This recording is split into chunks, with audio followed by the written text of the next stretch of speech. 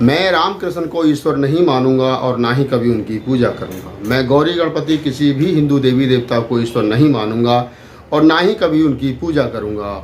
ईश्वर ने कभी अवतार लिया, मैं इस प्रकार के प्रचार को झूठा और पाखंडवाद मानता हूँ। इस प्रकार की 22 प्रतिज्ञा देने वाले बाबा साहब डॉक्टर अम्बेडकर अब इस दुनिया में नहीं है, लेकिन उनकी ये 22 प्रतिज्ञा आज भी इस देश के मनुवाद की गले की हड्डी बनी हुई है।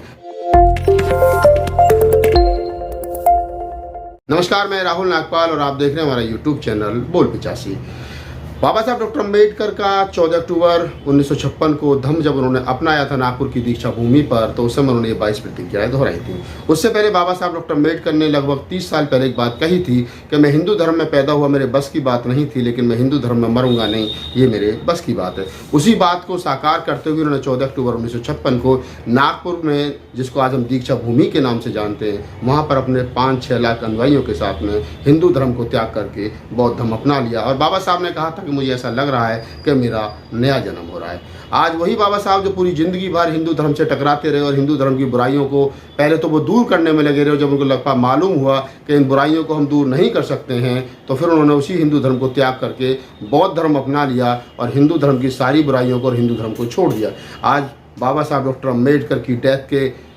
आधी सदी गुजर जाने के बाद में भी लोग बाबा साहब डॉक्टर अम्बेडकर का हिंदुईकरण करने पर तुले हैं। कभी उत्तर प्रदेश में कोई बाबा साहब डॉक्टर अम्बेडकर की मूर्ति को भगवा कलर से पोत देता है, तो कोई उनके नाम के आगे डॉक्टर भीमराव अम्बेडकर रामजी राव लगा देता है, रामजी शब्द को जोड़ देता है, ताकि ये बताने की कोशिश की जाए कि बाबा साहब डॉक्टर अम्बेडकर हिंदू थे या हिंदू के कितने बड़े हितैषी थे। जबकि बाबा साहब डॉक्टर अम्बेडकर का पूरा जीवन इस देश के जाति व्यवस्था और हिंदूवादी वर्णवादी व्यवस्था से लड़ते हुए निकल गया। बाबा साहब डॉक्टर अम्बेडकर का 6 दिसंबर 1956 को दिल्ली के 26 अलीपुर रोड एक जगह है जिसको आजकल डॉक्टर अम्बेडकर इंटरनेशनल सेंटर के नाम से जाना जाता है, वहाँ पर परिनिर्वाण हुआ था। उस जगह को बाबा साहब डॉक्टर अम्बेडकर के जो अनुयायी हैं हमेशा बड़े श्रद्धा की नज़र से देखते हैं, चाहे तो 14 अप्रैल हो, चाहे 6 दिसंबर हो, चाहे 14 अक्टूबर हो। लाखों की संख्या में यहाँ पर लोग अपना मत्था टेकने के लिए, बाबा साहब को नमन करने के लिए पहुँचते हैं। हाल ही की घटना है कि वहाँ पर कुछ हिंदुओं ने किसी संगठन के इशारे पर, मैं तो यही कहूँगा कि आरएसएस के इशारे पर, वहाँ पर हिंदू कर्मकांड यानी कि पूजा पाठ की है, ब्राह्मणों को बुला करके वहाँ हवन किया गया है। यानी कहीं ना कहीं जिस प्रकार से पूर्व में 84,000 बौद्ध मठों को हिंदू मंदिरों में कन्वर्ट कर दिया गया, उनको तोड़ दिया गया, उन पर कब्जा कर लिया गया, हिंदू परंपराओं में उनको तब्दील कर दिया गया, हिंदू मानने वालों पर, हिंदू धर्म को मानने वालों पर उन पर कब्जा कर लिया, ठीक उसी प्रकार अभी बाबा साहब डॉक्टर अम्बेडकर का पहले हिंदुईकरण करने की कोशिश की गई। जब हिंदुईकरण नहीं हुआ तो अब उनको कहीं ना कहीं उनकी जगहों को, उनके जो बाबा साहब डॉक्टर अम्बेडकर से जुड़ी हुई चीज़ें हैं, उनका हिंदुईकरण करने की कोशिश की जा रही है। क्योंकि 26 अलीपुर रोड बाबा साहब डॉक्टर अम्बेडकर की परिनिर्वाण स्थल है, और जैसा मैंने इस वीडियो के स्टार्टिंग में बताया कि बाबा साहब डॉक्टर अम्बेडकर को मानने वाले करोड़ों करोड़ों अनुयायी जो देश विदेश में रहते हैं, वहाँ 14 अप्रैल हो, 6 दिसंबर हो या 14 अक्टूबर हो, वहाँ हमेशा आते हैं और बाबा साहब डॉक्टर अम्बेडकर को नमन करते हैं, उनको याद करते हैं, उनकी दी हुई शिक्षाओं पर आगे चलने का संकल्प लेते हैं। तो इसी प्रकार बाबा साहब डॉक्टर अम्बेडकर के अब 26 अलीपुर रोड पर मनुवादियों की सीधी नज़र है। उन्होंने कहीं ना कहीं वहाँ पर हवन करके, पूजा पाठ करके, कहते हैं कि क्या बाबा साहब डॉक्टर अम्बेडकर के घर पे, बाबा साहब डॉक्टर अम्बेडकर जहाँ रहते थे उस घर पर बाबा साहब डॉक्टर अम्बेडकर की उस बाबा साहब डॉक्टर अम्बेडकर के जीवन से जुड़े हुए इस महान स्थली को क्या मनुवादियों की बुरी नज़र है, उस पर मनुवादी कब्जा करना चाहते हैं, क्या अभी हवन करके वो गृह प्रवेश करना चाहते हैं? सवाल ये नहीं है, सवाल ये है कि आखिरकार ये हो क्यों रहा है। इससे पहले 15 जनपद जो पार्लियामेंट के पास है, कनॉट प्लेस और पार्लियामेंट का जो रास्ता है, उस पर 15 जनपद जहां बाबा साहब डॉक्टर अम्बेडकर का कभी कार्यालय हुआ करता था, आज उस जगह को डॉक्टर अम्बेडकर मेमोरियल के नाम से जानते हैं। डॉक्टर अम्बेडकर मेमोरियल के नाम से वो जगह है और वहाँ बाबा साहब डॉक्टर अम्बेडकर की विशालकाय मूर्ति लगी है। वहाँ पर भी तीन सभागृह हैं, एक की कैपेसिटी लगभग 1000 की है और बाकी 2 जो हॉल हैं उनकी कैपेसिटी जो लगभग 150 और 200 लोगों की बैठने की है। पिछले दिनों शिवरात्रि के दिनों पर वहाँ पर एक शिवरात्रि का प्रोग्राम किया गया, जबकि उस नियम ये है कि आप वहाँ का जो मैनेजमेंट है, जो सिस्टम है, वो वहाँ के हॉल को किराए पर दे सकते हैं, लेकिन बाहरी जो ग्राउंड है, जो बाबा साहब डॉक्टर अम्बेडकर से संबंधित चीज़ें हैं, उनको किसी को छेड़छाड़ करने की अनुमति नहीं है। लेकिन उसके चलते ही, इस नियम के चलते भी पिछली बार वहाँ पर 15 जनपद पर भी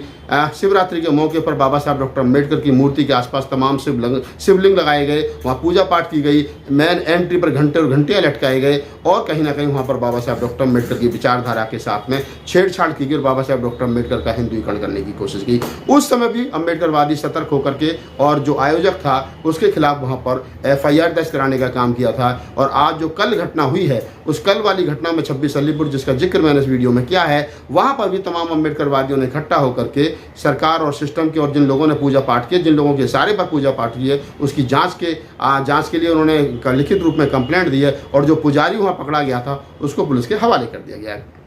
सवाल ये निकल करके आता है कि कभी बोध गया का मंदिर हो जहाँ पर ब्राह्मणों ने कब्जा कर रखा है, अभी भी बोध गया का मंदिर आधा हिंदुओं के हाथ में है तो आधा बौद्ध भिक्षुओं के हाथ में है। ठीक उसी प्रकार बहुत सारे मंदिर, जिस प्रकार चाहे बद्रीनाथ हो चाहे और बहुत सारे मंदिर हो, जिनके लिए हमेशा से कहा जाता है कि जब आप खुदाई कर ही रहे हो तो 2 फावड़े और भी मान लीजिए। अगर आप मस्जिदों में मंदिर ढूंढ रहे हो तो थोड़े से 2 फावड़े और मान लीजिए, थोड़ी सी 2 फुट की खुदाई और कर लीजिए, हो सकता है कि आपको वहाँ बुद्ध विहार निकल जाए। ठीक उसी प्रकार जिस प्रकार राम मंदिर बनाते वक्त अयोध्या की खुदाई हुई थी तो अयोध्या की खुदाई में राम से जुड़ी हुई कोई चीज़ वहाँ पर नहीं निकली थी, बल्कि निकले थे बुद्ध से जुड़े हुए अवशेष। और उसको लेकर के उस समय के बहुत सारे बौद्ध भिक्षुओं ने, बहुत सारे सामाजिक संगठनों ने सुप्रीम कोर्ट का दरवाजा खटखटाया था और सुप्रीम कोर्ट में जाकर के कहा था कि ये जो राम जन्मभूमि के खुदाई में जो बुद्ध के अवशेष निकल रहे हैं, अगर आप इनको नहीं रख सकें, इनके ऊपर बिल्डोजर मत चलाइए, इन्हें संग्रहालय को दे दिए, पुरातत्व विभाग को दे दीजिए। लेकिन सुप्रीम कोर्ट भी सरकार के इशारे पर काम कर रहा था। उन्होंने उन्हीं संगठनों पर, उन्हीं बौद्ध भिक्षुओं पर